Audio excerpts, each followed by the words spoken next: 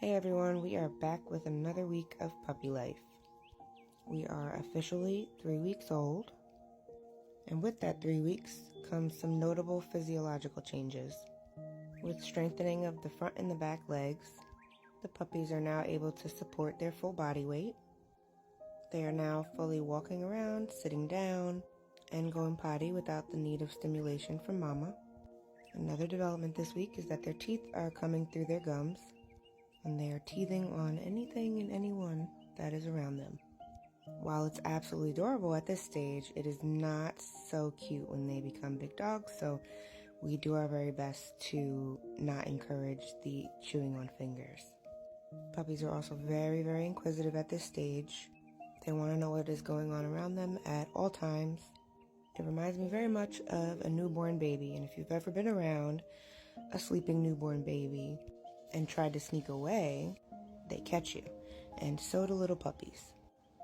We are also very interested in play at this time. Puppies begin to play, they begin to explore a lot more. They're a lot more interested in what their siblings are doing. They are barking, and they've already picked their favorite place to sleep. Which leads us to our room upgrades this week.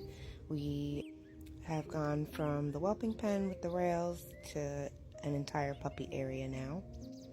In the puppy pen, we have set up 4 different areas. There is a method to how I do this and why it is organized this way specifically. Firstly is early crate training. I am a firm believer in crate training, and I know there are lots and lots of people who disagree, but there are lots of benefits to crate training. My favorite and most important one is their safety, as puppies and as adults. But that is a topic for another time. Another major reason that I do early crate training is that it helps to set the groundwork for potty training. Because believe it or not, puppies do not actually want to go potty where they sleep. Areas 2 and 3 have kind of a dual purpose, with guided potty training as a driving factor. Area 2 will start as our play area and introduction to food.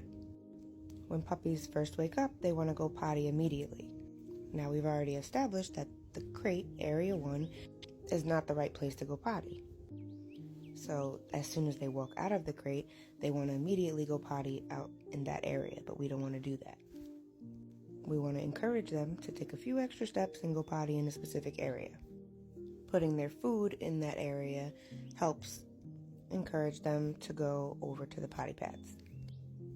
Area 3 also has that dual purpose, where we are using this as kind of like a line of Cheerios, if you will. We want them to walk out of their bed, see their food, say, no, I don't want to go potty here. Then they're going to see maybe their water bowl or their toys, and they're going to go, no, I don't want to go potty here. And then they're going to go to the open potty area where the pads are. They may be very, very little, but they are super smart. And the bottom line is that they do not want to potty where they sleep or where they eat. This leads us to area 4, which is the potty area. Puppies do not like to walk through their excrement.